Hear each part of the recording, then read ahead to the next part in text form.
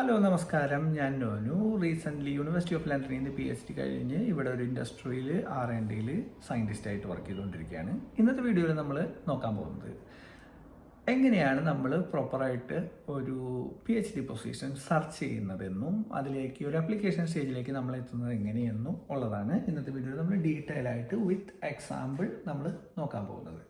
അപ്പോൾ ഞാൻ കഴിഞ്ഞ വീഡിയോയിൽ ഫസ്റ്റ് എപ്പിസോഡിൽ പറഞ്ഞിട്ടുണ്ടായിരുന്നു കുറച്ച് വെബ്സൈറ്റുകളുടെ കാര്യം. ഈ വെബ്സൈറ്റുകളൊക്കെ നമ്മൾ ഫെമിലിയറൈസ് ചെയ്യാം. ഈ വെബ്സൈറ്റുകളിൽ നമ്മൾ എങ്ങനെയാണ് സെർച്ച് ചെയ്യാൻ പോകുന്നത് എന്ന് ഒരു എക്സാമ്പിൾ ആണ് നമ്മൾ ഇന്ന് ഇതിൽ കാണിക്കാൻ പോകുന്നത്. അപ്പം ഞാൻ ഇതിൻ്റെ സ്ക്രീൻ റെക്കോർഡ് ചെയ്ത് ഫുൾ ഡീറ്റെയിൽസ് നമുക്ക് പറ്റുന്നത് എങ്ങനെയാണ് എന്നുള്ളത് ഞാൻ കാണിച്ചു തരാം. അപ്പോൾ നമുക്ക് സ്ക്രീൻ റെക്കോർഡിംഗ് സ്റ്റാർട്ട് ചെയ്യാം. 3, 2, 1 ഗോ. അപ്പോൾ കഴിഞ്ഞ ദിവസം പറഞ്ഞ പോലെ നമ്മളുടെ കുറച്ച് വെബ്സൈറ്റുകൾ ഉണ്ട് ഇതിന് പറ്റിയിട്ടുള്ള വെബ്സൈറ്റുകൾ. അതിൽ പ്രധാനപ്പെട്ട ഒരു വെബ്സൈറ്റാണ് നമ്മളുടെ jobs.ac.uk എന്ന് പറയുന്ന വെബ്സൈറ്റ്. ഇതിൽ UK-യിലുള്ള ഒരു വിധപ്പെട്ട എല്ലാ PhDയും എല്ലാ പോസ്റ്റ് ഡോക്ടറൽ ഫെലോഷിപ്പുകളും റിസർച്ച് അസിസ്റ്റൻറ്റ് പൊസിഷനുകൾ, സയൻറ്റിസ്റ്റ് പൊസിഷനുകൾ, ടെക്നീഷ്യൻ പോസ്റ്റുകൾ, യൂണിവേഴ്സിറ്റികളിലുള്ള മെയിനായിട്ടുള്ള എല്ലാ പോസ്റ്റുകളും ഇതിലാണ് അഡ്വർടൈസ് ചെയ്യാറ്. ഇപ്പോൾ ഞങ്ങളുടെ ഗ്രൂപ്പിലുണ്ടായിരുന്ന പോസ്റ്റുകളൊക്കെ നമ്മൾ അഡ്വർടൈസ് ചെയ്തതും ഇതിലാണ്. അപ്പോൾ ഇതിൽ അത്യാവശ്യം നമുക്ക് ആവശ്യമുള്ള കാര്യങ്ങളെല്ലാം നമുക്ക് ഇതിൽ തന്നെ കിട്ടും. അപ്പോൾ നമുക്ക് ജനറലായിട്ടുള്ളൊരു ടോപ്പിക്ക് ആലോചിച്ച് നോക്കി കഴിഞ്ഞാൽ ഇപ്പോൾ ഞാൻ സയൻസ് ആണ് നമ്മളുടെ മേഖല. അപ്പോൾ സയൻസിൽ വളരെ ഹോട്ടായിട്ട് നിൽക്കുന്നത് ഇപ്പോൾ മെഷീൻ ലേണിംഗ് അല്ലെങ്കിൽ ക്വാണ്ടം കമ്പ്യൂട്ടിങ് അങ്ങനെയുള്ള ഫീൽഡിലൊക്കെയാണ്. അപ്പോൾ നമുക്ക് ഫോർ എക്സാമ്പിൾ എന്ത് വെച്ച് സ്റ്റാർട്ട് ചെയ്യാം? നമുക്കൊരു machine learning PhD position, open position ഉണ്ടോ എന്നുള്ളത് വെച്ചിട്ട് നമുക്ക് സ്റ്റാർട്ട് ചെയ്യാം. ആദ്യം ഉണ്ടോ എന്നുള്ളതൊന്ന് നോക്കട്ടെ. ഞാൻ നേരത്തെ സെർച്ച് ചെയ്തായിരുന്നു മെഷീൻ ലേണിംഗ്.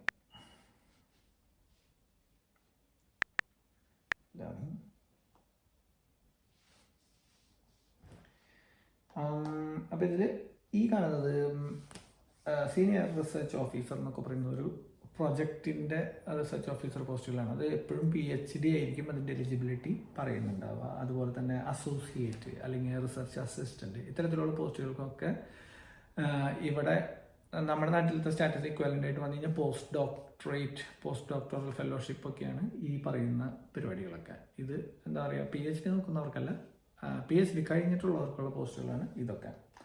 കുറേ യൂണിവേഴ്സിറ്റികളിലുള്ള നല്ല നല്ല പോസ്റ്റുകളാണ്. Lecturer, English, research scientist, research assistant, computational, machine learning, KTP associate അതൊക്കെ ഇപ്പോൾ റിസർച്ച് അസോസിയേറ്റ് പോസ്റ്റുകളുണ്ട്. ഇവിടെ 2 PhD പോസ്റ്റുകളുണ്ട്. ഇപ്പോൾ ഈ PhD പോസ്റ്റുകളിൽ നമ്മൾ നോക്കിക്കഴിഞ്ഞാൽ കൃത്യമായിട്ട് ഇതിൽ എഴുതിയിട്ടുണ്ട് ഇത് എന്ത് ഫീൽഡിലാണ് എഴുതിയത്, ഏതാ യൂണിവേഴ്സിറ്റി എന്നുള്ളത്. യൂണിവേഴ്സിറ്റി ഓഫ് ലണ്ടനിലാണ് അതിൻ്റെ സാലറി എഴുതിയിട്ടുണ്ട്. പക്ഷേ അതിൽ full coverage of tuition fee home students, UK സ്റ്റുഡൻസിന് വേണ്ടി മാത്രമുള്ള ഹോം ഫീസ് മാത്രമാണ് അവർ കവർ ചെയ്യുള്ളൂ. അതായത് യൂണിവേഴ്സിറ്റികളിൽ UK സ്റ്റുഡൻസിനും ഇൻ്റർനാഷണൽ സ്റ്റുഡൻസിനും 2 ഫീസായിരിക്കും. ഇപ്പോൾ UK സ്റ്റുഡൻസ് ഒക്കെ ആണെന്നുണ്ടെങ്കിൽ ഒരു വർഷത്തെ ഫീസ് എന്ന് പറയുന്നത് 4000 പൗണ്ടൊക്കെയാണ് ഫോർ എക്സാമ്പിൾ. അത് ഇൻ്റർനാഷണൽ സ്റ്റുഡൻസിൻ്റെ കേസിലേക്ക് വരുമ്പോൾ 40,000 പൗണ്ടിൻ്റെ അടുത്ത് വരും. അപ്പോൾ ഈ പ്രൊജക്റ്റുകൾ നമുക്ക് എലിജിബിൾ ആണെങ്കിൽ പോലും നമുക്ക് ഫീസ് കവർ ചെയ്യില്ല എന്നുള്ളതാണ് ഇതിൻ്റെ പ്രശ്നം. പക്ഷേ അത് നമുക്ക് എന്താ സാലറി അവിടെ നിന്ന് കിട്ടുന്നുണ്ടാവും. അപ്പോൾ അതുകൊണ്ട് അത് എലിജിബിളാണ്. പിന്നെ കയ്യിൽ നിന്ന് കാശെടുത്ത് പഠിക്കാൻ തയ്യാറായിട്ടുള്ളവർക്ക് സുഖമായിട്ട് പഠിക്കാൻ പറ്റും. പിന്നെ മാഞ്ചസ്റ്റർ, ഇതും ഞാൻ നേരത്തെ ഓപ്പൺ ചെയ്ത് നോക്കിയതാണ്. ഈ മാഞ്ചസ്റ്റർ യൂണിവേഴ്സിറ്റി അതും UK നാഷണൽ സ്റ്റുഡൻസിന് വേണ്ടിയിട്ട് മാത്രമുള്ളതാണ്. കേംബ്രിഡ്ജ് അത് മെഷീൻ ലേണിംഗ് സയൻറ്റിഫിക് ഓഫീസറാണ്. പിന്നെ സൗത്ത് ആംപ്ടൺ, ഇത് ഇൻ്റർനാഷണൽ സ്റ്റുഡൻസിനും നാഷണൽ സ്റ്റുഡൻസിനും എലിജിബിൾ ആയിട്ടുള്ള ഒരു PhD പ്രോഗ്രാം. ഇത് ഞാൻ നേരത്തെ ജസ്റ്റ് ഒന്ന് ഓപ്പൺ ചെയ്ത് നേരത്തെ വീഡിയോ പകുതിയോളം റെക്കോർഡ് ചെയ്തതാണ്. പക്ഷേ ഇതിൻ്റെ അപ്ലിക്കേഷൻ പേജിലേക്ക് എത്താൻ പറ്റുന്നുണ്ടായിരുന്നില്ല. അപ്പോൾ അതുകൊണ്ട് ഞാൻ വീണ്ടും ഒന്നേന്ന് സ്റ്റാർട്ട് ചെയ്തിട്ടുള്ളതാണ്. അപ്പോൾ അതുകൊണ്ട് ഈ യൂണിവേഴ്സിറ്റി ഓഫ് സൗത്ത് ആംപ്ടൺ നമുക്ക് നോക്കണ്ട, നമുക്ക് വേറെ ഏതെങ്കിലും പോസ്റ്റുകളുണ്ടോ എന്നുള്ളത് നോക്കാം. UCL ആയിരുന്നു ഞാൻ എൻ്റെ PhDയുടെ ലാസ്റ്റ് 2 വർഷം ഉണ്ടായിരുന്നത്. നല്ല അടിപൊളി യൂണിവേഴ്സിറ്റിയാണ്. വേൾഡിൽ തന്നെ ഏറ്റവും ടോപ്പ് യൂണിവേഴ്സിറ്റികളൊന്നാണ്. ലണ്ടനിലാണ്. നല്ല ചിലവാണ് ജീവിക്കാനൊക്കെ. Anyway PhD offer range of അത് സൗത്ത് ആംപ്ടൺ തന്നെയാണ്. അത് കണ്ടുപിടിക്കാത്തൊരു ബുദ്ധിമുട്ടുണ്ടായിരുന്നു. PhD സൗത്ത് ആംപ്ടണിൽ കുറേ ഇൻ്റർനാഷണൽ ഫണ്ടിങ്ങുള്ള ഇതുണ്ട്. പിന്നെ PhD മെഷീൻ ലേണിംഗ് എവിടെയാ എക്സീറ്റ്, അതും UK ട്യൂഷൻ ഫീസ്. ഇനി എവിടെയാ EPSRC PhD.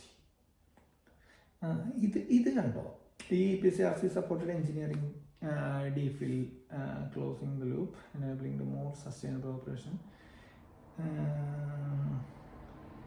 ഇത് യൂണിവേഴ്സിറ്റി ഓഫ് ബർമിംഗ്ഹാമിലുള്ള EPSRC ഫണ്ടഡ് ഒരു PhD ആണ്. ഈ EPSRC ഫണ്ടഡ് ആയിട്ടുള്ള സ്കോളർഷിപ്പ് നമുക്ക് കിട്ടുകയാണെങ്കിൽ സൂപ്പർ സാലറി ആയിരിക്കും. ഇപ്പോൾ നമ്മുടെ UKയിലത്തെ യൂണിവേഴ്സിറ്റിയിൽ കൊടുക്കുന്ന പോലെയല്ല, അതിനേക്കാൾ ഒരു 4000 പൗണ്ട് എക്സ്ട്രാ സാലറി നമുക്ക് ഈ EPSRC ഫണ്ടിങ് ആയിട്ടുള്ളതിൽ കിട്ടും. പക്ഷേ ഇത് നേരത്തെ പറഞ്ഞ പോലെ തന്നെ ആപ്ലിക്കേഷൻ പ്രോസസ്സ് കുറച്ച് കോംപ്ലിക്കേറ്റഡ് ആണ്. ഇപ്പോൾ സിമ്പിളായിട്ട് നമുക്ക് കാണിച്ചു തരാൻ പറ്റുന്ന ഒരു ആപ്ലിക്കേഷൻ പ്രോസസ്സ് അല്ല ഇതിൻ്റെ.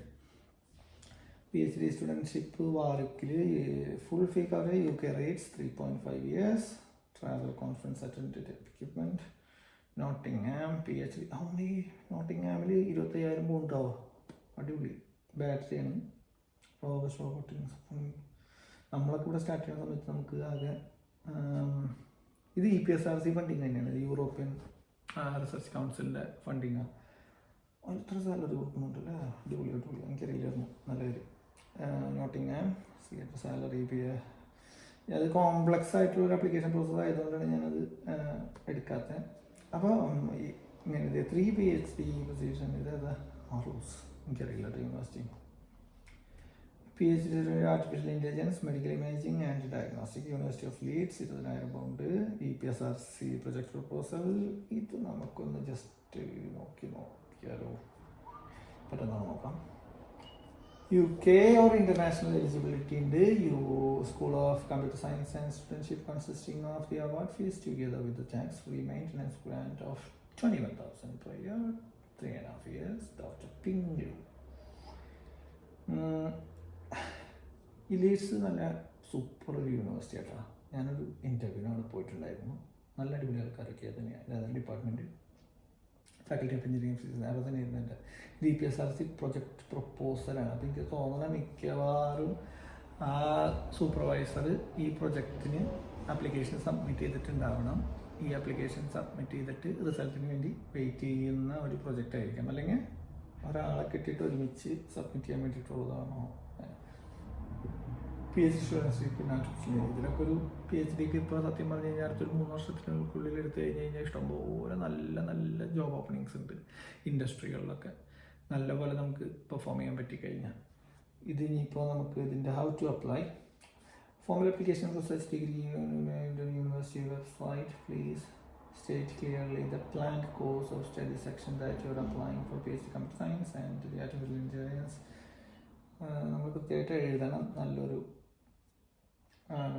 കവർ ലെറ്ററും കാര്യങ്ങളൊക്കെ. If English is not your first language you must provide evidence that you meet university minimum language skills. അപ്പോൾ യൂണിവേഴ്സിറ്റിയുടെ മിക്കവാറും ഉണ്ടാവുക IELTS 7 ആയിരിക്കും. ഈച്ച് ബാൻഡ് ഒരു 6.5 അതൊക്കെയാണ് നോർമലി. എൻ്റെ കേസിൽ അങ്ങനെയായിരുന്നു. എല്ലാ IELTSൻ്റെ എല്ലാ ബാൻഡിലും ഒരു 6.5 ഓവറോൾ 7 സ്കോർ ഉണ്ടാവുക. അത് വളരെ ഈസി ആയിട്ട് സത്യം പറഞ്ഞു കഴിഞ്ഞാൽ അച്ചീവബിൾ ആയിട്ടുള്ളൊരു കാര്യമാണ്. IELTS ഒട്ടും പേടിക്കേണ്ട ഒരു എക്സാം ഒന്നുമില്ല. ഞാൻ എൻ്റെ ഫസ്റ്റ് ടൈം അറ്റംപ്റ്റ് ചെയ്തപ്പോൾ തന്നെ എനിക്ക് 8.5 ഉണ്ടായിരുന്നു സ്കോർ. ഞാൻ എൻ്റെ ഇംഗ്ലീഷ് അത്യാവശ്യം നല്ല മോശം ഇംഗ്ലീഷ് തന്നെയായിരുന്നു. നമ്മളൊരു മലയാളം മീഡിയത്തിൽ പഠിച്ച് സാധാരണ കോളേജുകളിൽ MG യൂണിവേഴ്സിറ്റിയിലും കാലിക്കറ്റ് യൂണിവേഴ്സിറ്റിയിലൊക്കെ പഠിച്ചിട്ട് നമുക്ക് 8.5 ഒക്കെ ഈസി ആയിട്ട് സ്കോർ ചെയ്യാൻ പറ്റും എന്നുണ്ടെങ്കിൽ അതൊക്കെ നടക്കണ കാര്യമുള്ളൂ. സിമ്പിളാണ് സത്യം പറഞ്ഞത്. അതിനെപ്പറ്റി ഒട്ടും പേടിക്കേണ്ട കാര്യം കേട്ടോ. Entry requirement okay. Full transcript degree certificate. Please state outlining your interest in the project. പിന്നെ CV, നല്ലൊരു സ്റ്റേറ്റ്മെൻറ്റ് ഓഫ് പർപ്പസ്, അതുപോലെ തന്നെ നല്ലൊരു CV, പിന്നെ നമ്മളുടെ സർട്ടിഫിക്കറ്റുകൾ. ഇംഗ്ലീഷ് ലാംഗ്വേജ് റിക്വയർമെൻറ്റ് അവർ എഴുതിയാണ് 6.5 ഓവറോൾ 6.5 മതി. അതൊരു യൂണിവേഴ്സിറ്റിക്ക് അനുസരിച്ചിട്ട് മാറും. Funding on offer. A highly competitive school of computer science studentship 2025-26 provides the award full academic fee together with tax-free to 21,000 per year for 3.5 years. There are no additional elements for travel, research expenses, conference attendance or any other cost. അത് actually ഒരു അത്ര നല്ലൊരു cost അല്ല to be honest.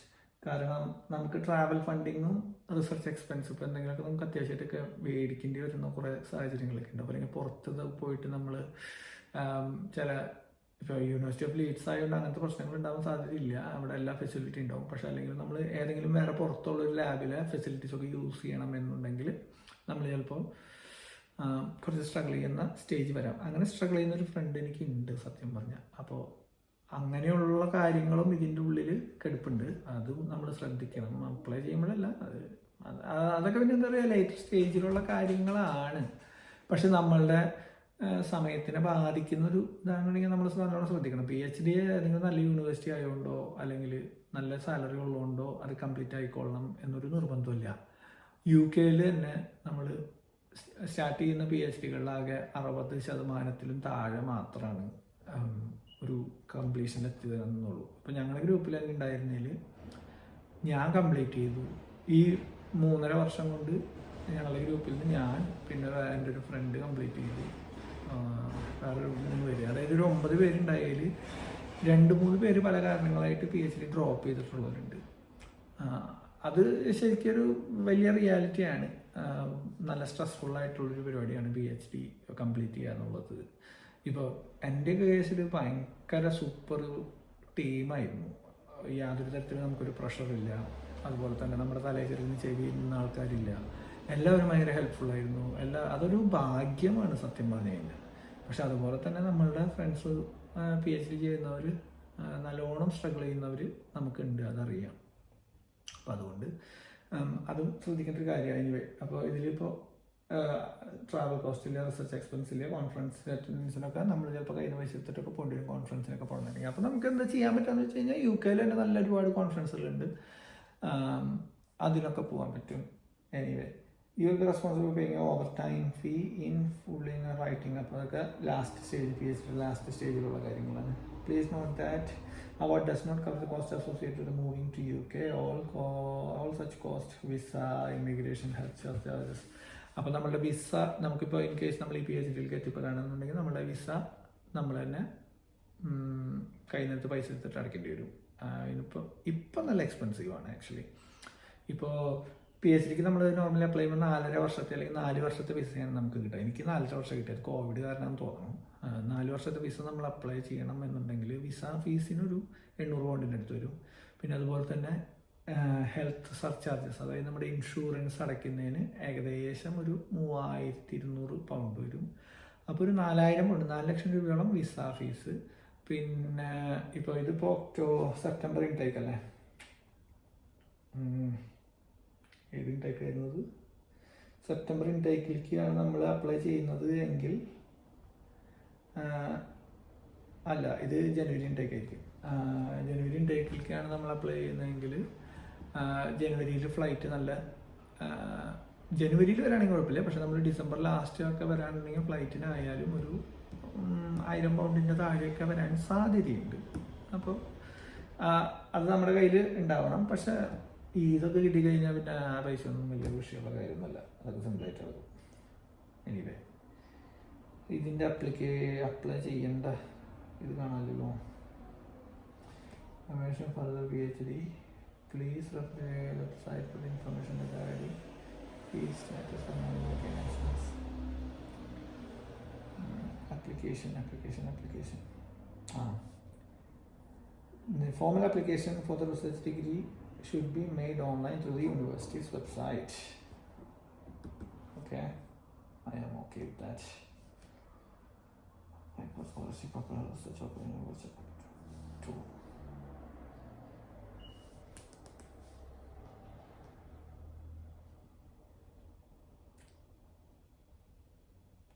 നമ്മൾ എന്താണ് research project എന്നുള്ളത് നമ്മൾ കണ്ടുവയ്ക്കണം ആദ്യം. അപ്പോൾ ഇതിൻ്റെ ഓൺലൈൻ പേജിലേക്ക് നമുക്ക് പോവാം. ലോഗിൻ ID ഒന്നും നമ്മളുടെ കയ്യിൽ ഉണ്ടോ എന്ന് എനിക്കറിയില്ല. ചിലപ്പോൾ ഓൾറെഡി ഇത് അപ്ലൈ ചെയ്തിട്ടുള്ളതായിരിക്കും, ഇതിലൊന്നും കാണുന്നില്ലല്ലോ. ലോഗിൻ പാസ്വേഡ് എന്തെങ്കിലും ഓർമ്മ എന്തായാലും ഓക്കെ. ഇൻവാലിഡ് പിൻ. അപ്പോൾ നമുക്ക് ഇതിലൊരു അക്കൗണ്ട് ക്രിയേറ്റ് ചെയ്ത് return to home page, create an ആപ്ലിക്കേഷനോ എന്ത് പേര് കൊടുക്കാം, യൂട്യൂബ് നോക്കാം, യൂട്യൂബ് ക്രിയേറ്റ് പിൻ. എന്നുള്ള സ്ട്രോങ് ആയിട്ടുള്ള password save and fill. Okay, login. Please again, PIN must consist 6 digits between 7 and 9. Okay, Apple another retail column. 1 2 3 4 5 6 7 8 9. Some maybe na.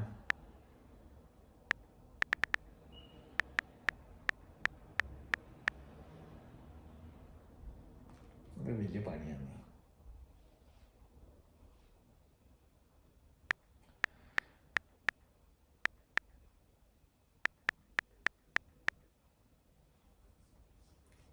Okay, international foundation year undergraduate അല്ല, research degree, research postgraduate study abroad അല്ല, research degree ഇതിൽ continue ചെയ്യാം.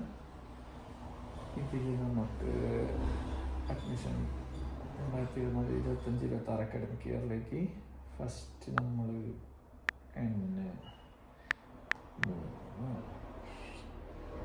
Submit ചെയ്യില്ല കേട്ടോ application. Just ഞാനതൊന്ന് റാൻഡമായിട്ട് ഒന്നുമില്ലപ്പാ cut ചെയ്യുക.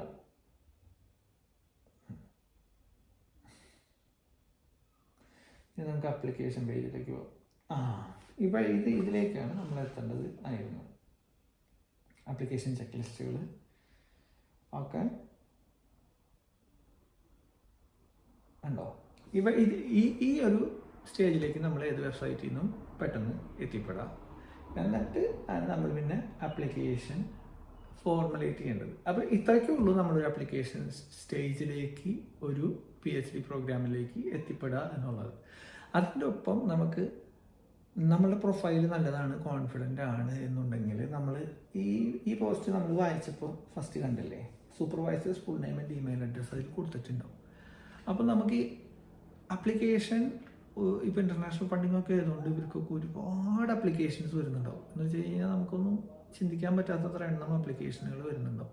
അപ്പോൾ ഇത് എല്ലാ ആപ്ലിക്കേഷനും ഈ പ്രൊഫസറുടെ കയ്യിൽ എത്തിക്കൊള്ളണമെന്നില്ല. ആദ്യം ഇത് യൂണിവേഴ്സിറ്റിയിൽ അഡ്മിനിസ്ട്രേറ്റീവ് ടീമിൻ്റെ കയ്യിലായിരിക്കും നമ്മൾ ആപ്ലിക്കേഷൻ എത്താം. അപ്പം മിക്കവാറും ഇത്രയധികം നമ്പർ ഓഫ് ആപ്ലിക്കേഷൻ വരുന്നതുകൊണ്ട് അത് ഒരു ഏർലി സ്റ്റേജിൽ തള്ളിപ്പോകാനുള്ള സാധ്യതകൾ വളരെ കൂടുതലാണ്. കാരണം ഇപ്പോൾ ഒരു 10,000 ആപ്ലിക്കേഷൻ വന്നാൽ പോലും ഏറ്റവും ആദ്യം അവർ പ്രോസസ്സ് ചെയ്യുക ഈ അതായത് ഒരു ഓട്ടോമേറ്റഡ് ആയിട്ടുള്ളൊരു അസസിങ് സിസ്റ്റം ഉണ്ടാവും യൂണിവേഴ്സിറ്റികൾക്ക്, ഇത്ര വലിയ പോസ്റ്റുകൾക്ക് എന്ന് വെച്ച് കഴിഞ്ഞാൽ ഇത്രയധികം ആപ്ലിക്കേഷൻ വരുന്ന പോസ്റ്റുകൾക്കൊക്കെ. അപ്പോൾ നമ്മൾ അത് കടന്ന് കിട്ടണമെങ്കിൽ നമ്മളുടെ CV-യിലും നമ്മളുടെ എന്താ പറയുക മറ്റേ കവർ ലെറ്ററിലൊക്കെ ഈ പോസ്റ്റിൽ കൊടുത്തിട്ടുള്ള കീവേഡ്സ് ഒരുപാട് നമ്മൾ മാച്ചിങ് ആയിട്ടുള്ള കീവേഡുകൾ ഉണ്ടാവണം. അതായത് ഇപ്പോൾ ഈ പോസ്റ്റിൽ മെഷീൻ ലേണിംഗ് എന്നുള്ള കീവേഡ് ഉണ്ടെങ്കിൽ നമ്മളുടെ CV-യിലും സ്റ്റേറ്റ്മെൻറ്റ് ഓഫ് പർപ്പസ് നമ്മുടെ കവർ ലെറ്ററിലും ഈ മെഷീൻ ലേണിംഗ് എന്നുള്ള കീവേഡ് നമ്മൾ മൾട്ടിപ്പിൾ ടൈംസ് യൂസ് ചെയ്ത് കഴിഞ്ഞാൽ അത് അഡ്വാൻറ്റേജസ് ആയിരിക്കും. അപ്പോൾ അതുപോലെ എല്ലാ കീവേഡുകളും ഇപ്പോൾ ഇതൊക്കെ ഈ പോസ്റ്റൊക്കെ ഇപ്പോൾ നമ്മൾ നോക്കി കഴിഞ്ഞാൽ this project will involve innovative AI methodologies aim to supporting clinician in the interpreting complex imaging data. അപ്പോൾ ഈ കോംപ്ലക്സ് ഇമേജിംഗ് ഡേറ്റയിൽ നമുക്ക് എന്തൊക്കെ എക്സ്പീരിയൻസ് ഉണ്ട് എന്നുള്ളത് നമ്മൾ കൃത്യമായിട്ട് നമ്മളുടെ CV-യിലും അപ്പോൾ ഈ വേർഡ് എന്താ പറയുക ഈ കോംപ്ലക്സ് ഇമേജിംഗ് ഡേറ്റ എന്നുള്ള കീവേഡ്സ് നമ്മൾ നമ്മളുടെ CV-യിലും കവർ ലെറ്ററിലും ഇൻക്ലൂഡ് ചെയ്ത് കഴിഞ്ഞാൽ നമ്മൾക്ക് ആക്സെപ്റ്റ് ആവാനുള്ള ചാൻസ് ഭയങ്കര കൂടുതലായിരിക്കും. അത് ആക്ച്വലി ഒരു നല്ല ട്രിക്കായിരിക്കും. നമുക്ക് എന്താ പറയുക ആപ്ലിക്കേഷനിൽ യൂസ് ചെയ്യാൻ പറ്റും. അപ്പോൾ അങ്ങനെ നമ്മളുടെ കീവേഡ്സ് ഉണ്ടെങ്കിൽ ഈ 10,000-ൽ നിന്ന് ഫിൽട്ടർ ഔട്ട് ചെയ്ത് ഏറ്റവും ആദ്യം അവർ 100 എണ്ണമാണ് ശരിക്കും പറഞ്ഞു കഴിഞ്ഞാൽ എനിക്ക് പരിചയമുള്ള 1-2 അഡ്മിൻസൊക്കെ എന്നോട് പറഞ്ഞിട്ടുള്ള ഏറ്റവും ആദ്യം 100 എണ്ണമാണ് നമ്മൾ അസസ് ചെയ്തിട്ട് നമ്മൾ പ്രൊഫസറിന് അയക്കുള്ളൂ. വലിയ പോസ്റ്റുകളൊക്കെ ആണെങ്കിൽ ഇപ്പോൾ ഒരു 100 ആപ്ലിക്കേഷൻ ഉണ്ടെങ്കിൽ ഒരു ഇത്ര ശതമാനം മാത്രം നമ്മുടെ ഈ പ്രൊഫസറുടെ കയ്യിലെത്തും. എന്നിട്ട് അത് കണ്ടതിന് ശേഷമാണ് ഇപ്പോൾ 100 എണ്ണം എന്ന് ഞാൻ ഇത്തിരി കൂട്ടി പറഞ്ഞാണ്. ഇപ്പോൾ ഒരു 10 എണ്ണം നമ്മുടെ പ്രൊഫസറിനെ അയച്ചു എന്ന് വയ്ക്കാം. ഈ 10 എണ്ണത്തിൽ ഏറ്റവും ആദ്യം പ്രൊഫസറിന് ഏറ്റവും ആപ്റ്റായിട്ട് തോന്നുന്ന പ്രൊഫൈലുകൾ എടുത്തിട്ട് ഒരു 4 പേരെ ഇൻ്റർവ്യൂ നടത്തും. ഈ 4 പേരെ ഇൻ്റർവ്യൂ നടത്തിയിട്ട് സക്സസ്ഫുൾ ആയില്ലെങ്കിൽ മാത്രമാണ് അടുത്ത 4 പേരെ ഇൻ്റർവ്യൂവിലേക്ക് ക്ഷണിക്കുള്ളൂ. അല്ലെങ്കിൽ ഈ 4 പേരിൽ പ്രൊഫസറിന് ഇഷ്ടപ്പെടുന്ന ഒരാളെ, അല്ലാണ്ട് ഈ 10 പേരെ സെലക്ട് ചെയ്യുന്ന 10 പേരും ഇൻ്റർവ്യൂ ചെയ്യണമെന്നൊരു നിർബന്ധമില്ല. 4 പേരിൽ നമ്മൾ ആദ്യത്തെ 4 പേരിൽ എത്തിപ്പെടാൻ വേണ്ടിയിട്ടാണ് ഏറ്റവും നല്ല ആപ്ലിക്കേഷൻ നമ്മൾ ഉണ്ടാക്കണം എന്ന് പറയുന്നത്. അതിന് ഏറ്റവും വേണ്ടത് നല്ല CV യും നല്ല കവർ ലെറ്ററും തന്നെയാണ്. പിന്നെ നമ്മളുടെ പ്രസൻറ്റേഷൻ, ലൈക്ക് ഇത് എങ്ങനെ നമ്മൾ ഇൻ്റർവ്യൂവിൽ എത്തിക്കഴിഞ്ഞാൽ പ്രസൻറ്റ് ചെയ്യുന്നു എന്നുള്ളത്. അപ്പോൾ അതാണ് നമ്മളുടെ PhDയുടെ ഒരു നോർമൽ റൂട്ട് എന്ന് പറയുന്നത്. നമുക്ക് നോക്കാം ബാക്കി ഇനിയിപ്പോൾ എന്തിട്ട് ഇതിലുള്ളത്. Explored multimodal fusion technique combine data.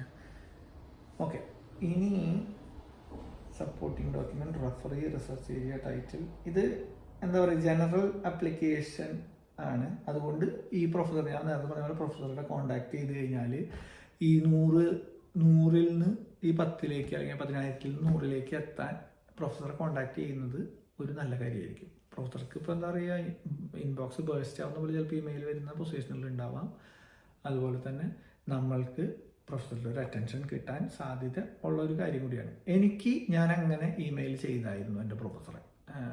ഞാനിവിടെ ജോയിൻ ചെയ്യുന്നതിന് മുന്നേ, PhDക്ക് അപ്ലൈ ചെയ്യുന്നതിന് മുന്നേ ഞാൻ നേരിട്ട് എൻ്റെ പ്രൊഫസറെ ഞാൻ കോൺടാക്ട് ചെയ്തായിരുന്നു.